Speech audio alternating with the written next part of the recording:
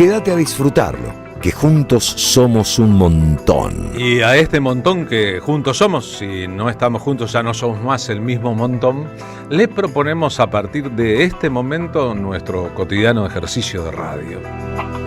Saben ustedes que de lunes a diciembre, de 14 a 16, aquí en la M530 somos radio con frío, con calor, días hábiles o lunes feriados como este. Les proponemos a nuestros oyentes, a les oyentes, un ejercicio de combinación de imaginación.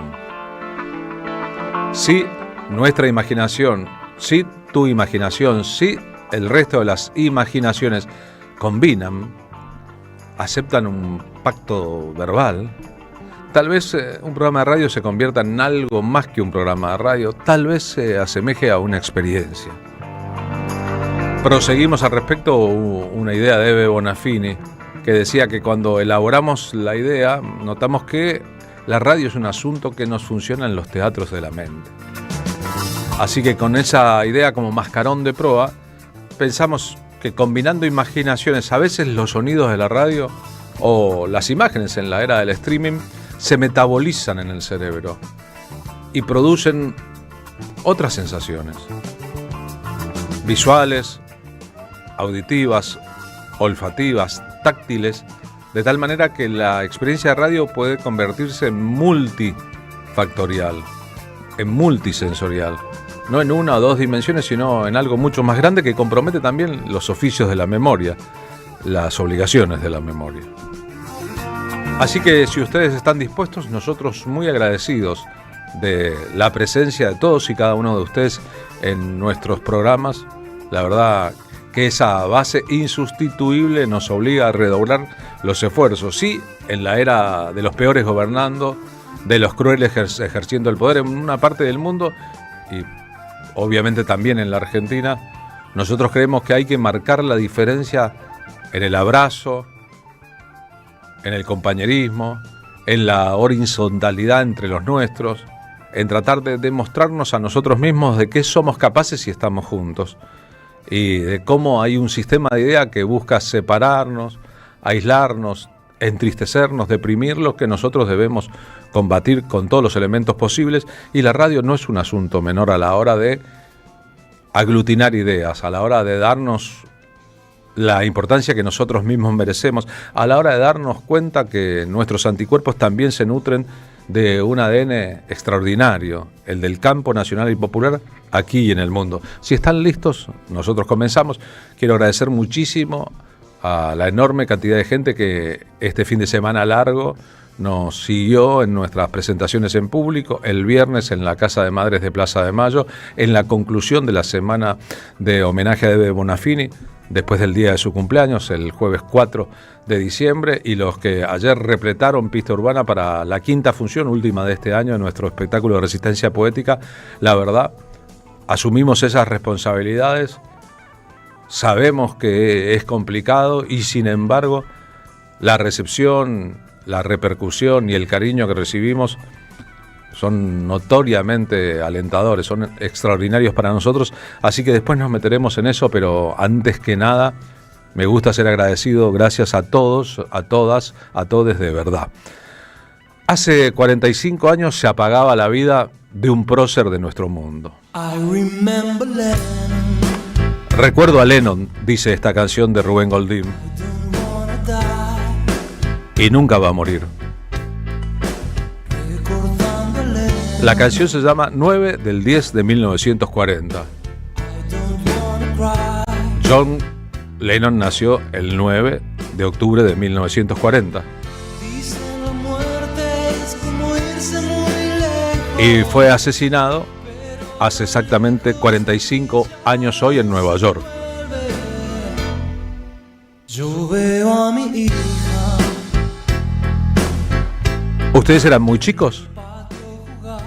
Yo no. Recuerdo como si fuera hoy, el 8 y el 9 de diciembre de 1980. Primero el estupor. Después un tejido de dolor que fue extendiéndose por el mundo. Los homenajes y las preguntas, pero ¿Por qué? ¿Cómo fue posible?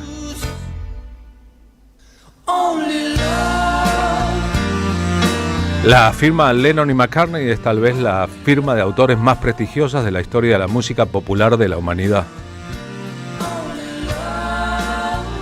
Y Lennon era el más revolucionario de todos aquellos 4 chicos de Liverpool que en los años 60 pusieron la vida en Technicolor. Lennon se había ido de Inglaterra disgustadísimo con el sistema de ideas del Reino Unido. Se había instalado en Nueva York, tal vez la ciudad más de izquierda de todo Estados Unidos, como lo comprueba la última elección. Y había encontrado junto a Yoko Ono un mundo cultural muy diferente, mucho más plebeyo que realístico. Contacto con los Panteras Negras, con los activistas liberales, con los presos en la cárcel de Ática, con Angela Davis, y una obra que fue marcando.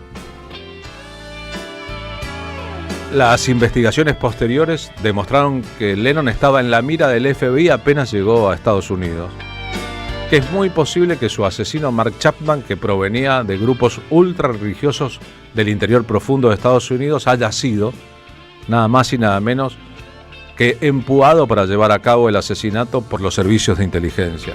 Hay un documental que se llama El FBI versus John Lennon que cuenta esto. Se sabe que alguna vez el presidente que reemplazó a John Fitzgerald Kennedy y después Richard Nixon, Johnson y Nixon, ambos preocupadísimos por el activismo público de Lennon, al que le llenaron de causas judiciales la vida, había dicho: este tipo es más peligroso que nuestros adversarios, los republicanos, porque influye en el modo en que piensan los jóvenes.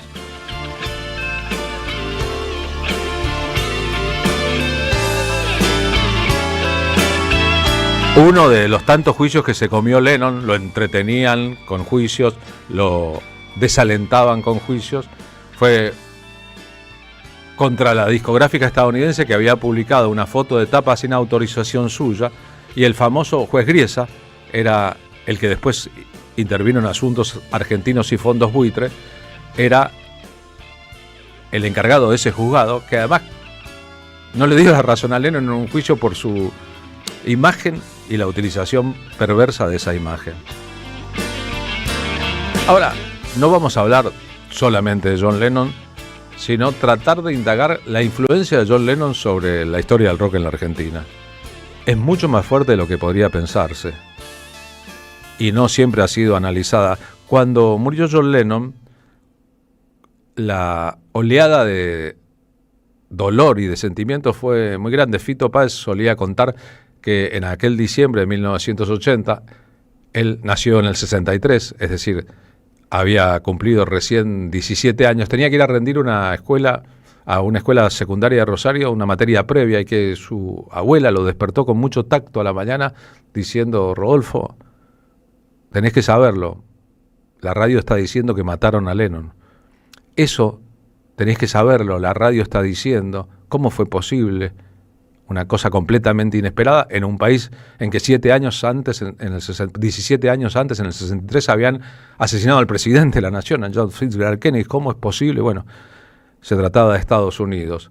Luis Alberto Spinetta, una vez le preguntaron: ¿qué te da miedo en la vida? ¿Qué te entristece? Y contestó esto: estamos simulando permanentemente algo que nos marca, ¿no? ¿Qué simulas? Bueno, yo no sé, creo que en parte simulo los Beatles por ahí, en mi fuero interno. No, lo digo al azar, ¿no? No creo que yo sea consciente de eso, pero podría llegar a ser. ¿Entendés? O sea, muchas veces pienso en Lennon y me entristece mucho. ¿La muerte o la vida? Y me entristece la muerte de Lennon. Me entristece. ¿Te dio miedo? Y como desamparo, diría, más que miedo. Desamparo del músico. De su energía en esta vida, de él vivo. El desamparo que creo que se sintió en el mundo. Una fuerza muy, muy buena, muy noble. no hay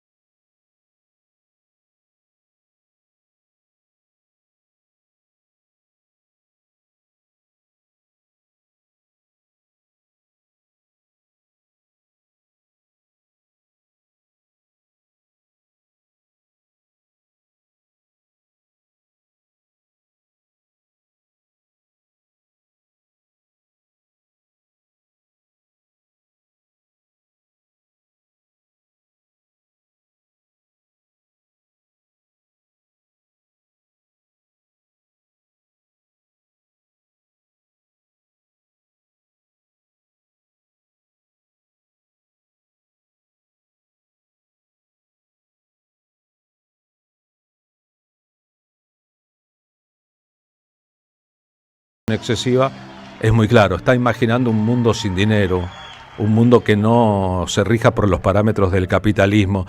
Charly García, el día que mataron a Lennon, ¿qué le pasó a Charly? Bueno, lo que siento es siento como desconsuelo. O sea, cuando me enteré, viste, no sé, estuve llorando, no sé, casi todo el día, viste. O sea, al principio no sabía por qué estaba llorando. Y después, a medida de que me estaba dando cuenta de lo que había pasado, viste, no sé, lo que fue John Lennon para mí, o sea, fue como, digamos, como un padre musical, como un padre espiritual. Fue alguien que me indujo a hacer música, alguien que me mostró un camino, alguien que reconocía sus errores, alguien que tenía la cabeza más adelantada que la gente de su época. O sea, yo pienso que fue, digamos, lo más grande que hubo en música desde hace mucho tiempo.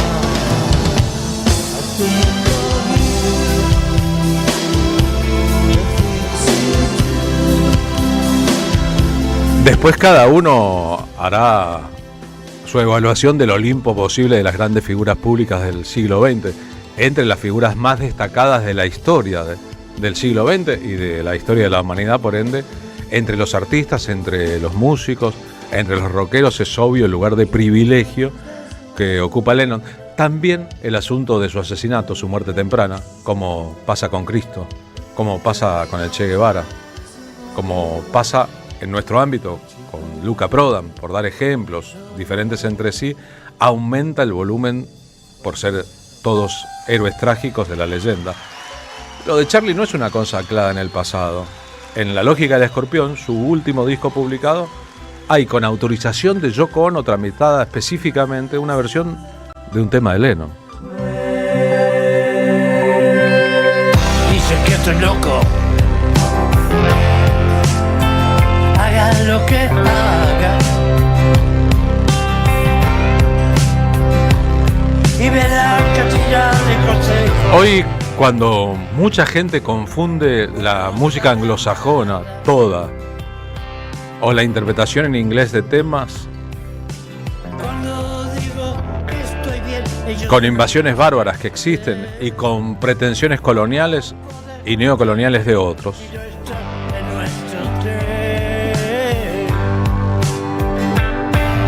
hay que decir que no es lo mismo Shakespeare que Donald Trump.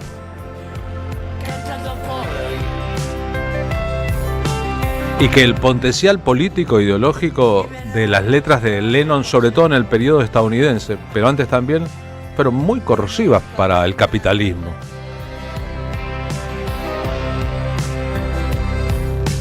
Cuando digo que estoy bien, ellos me miran sin entender. Y que a eso se canta, no solo al tipo famoso, a la leyenda, al hombre lleno de buenas intenciones, sino también al combativo. Alguna vez Cristina Fernández de Kirchner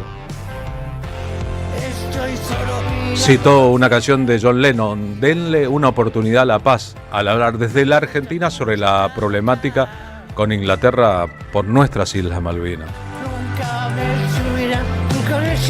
Los hinchas de Racing que hoy deben estar contentos recordarán que un día Lennon hizo un elogio público a Racing. No es que fuera tan futbolero ni hincha de Racing, es que Racing le había ganado al Celtic la final de una Copa Intercontinental y el Celtic, para consagrarse campeón de Europa, le había ganado al equipo inglés del que Lennon era simpatizante.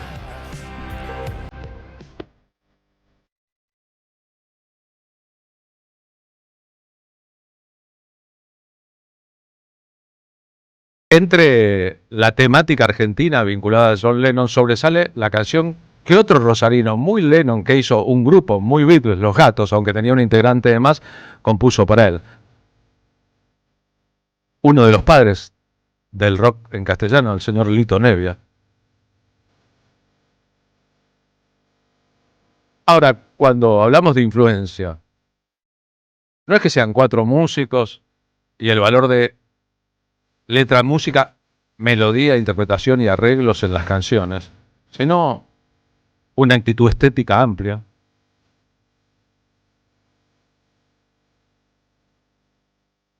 Y una actitud política y práctica muy evidente.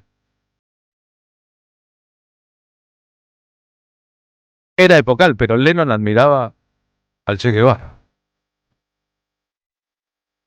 No es que pudiera ser, pero su activismo político desenfadado, convocando a la paz mientras Estados Unidos estaba en guerra con Vietnam, por ejemplo, acarreó numerosos problemas.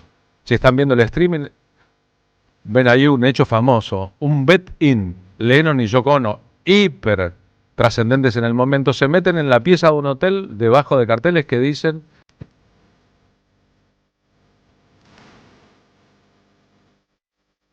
Hair peace, pelo paz, bed peace, cama paz.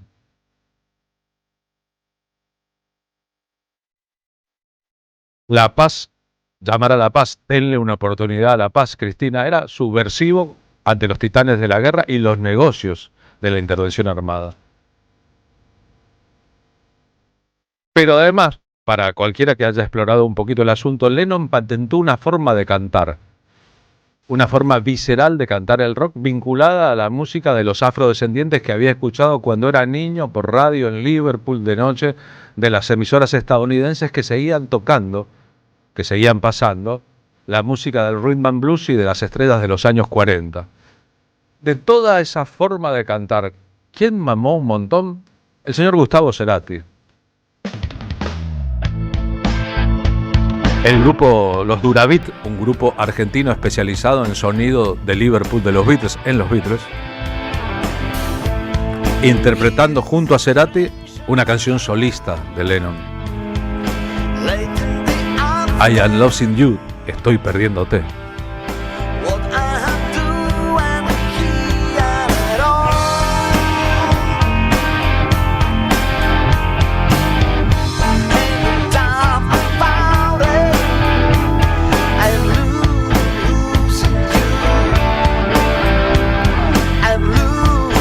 Han pasado 45 años ahora de aquel día que entristeció al mundo y que causó una ola planetaria antes del mundo global, antes de Internet, antes de que esto se convirtiera en una aldea de vasos comunicantes muy evidentes.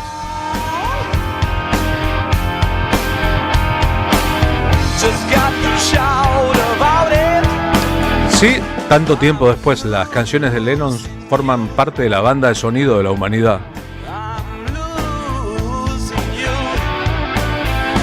Y son cultas, interesantes, bailables, rítmicas, cool, sofisticadas.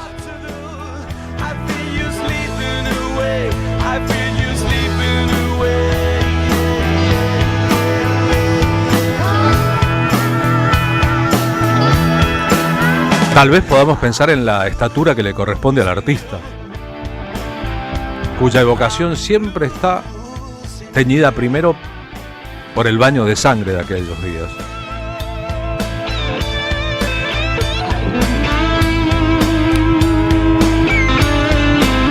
Vaya tragedia la de un hombre perseguido por su propio país y sus leyes y sus reglas, que se había burlado de la realeza en el momento de ser nombrado caballero, que va a buscar un universo distinto en otro país donde terminará asesinado.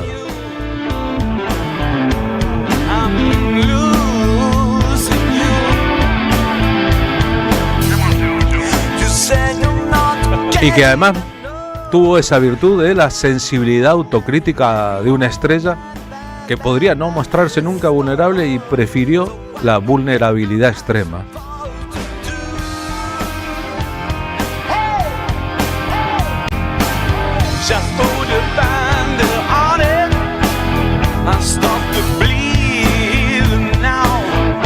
Se liberó de las cadenas de McCartney, Lennon, cuando se disolvieron los Beatles. Le hubiera durado para siempre el rencor que destilaban algunas canciones de uno y otro de permanecer en este mundo Lennon. McCartney se ha cansado de homenajearlo en el mundo en todos los espectáculos que ha hecho como solista. Vaya si está autorizado, vaya si se merecieron mutuamente. Pedro Aznar en la Argentina haciendo uno de los temas de la dupla McCartney-Lennon. Let me take you down, 'cause I'm going to strawberry fields. Y recordarnos que a pesar del horror, de la tristeza y de las melancolías posibles, existe un mundo mejor, y una parte de ese mundo mejor tiene la marca en el orillo de las canciones de los dos. Living is easy without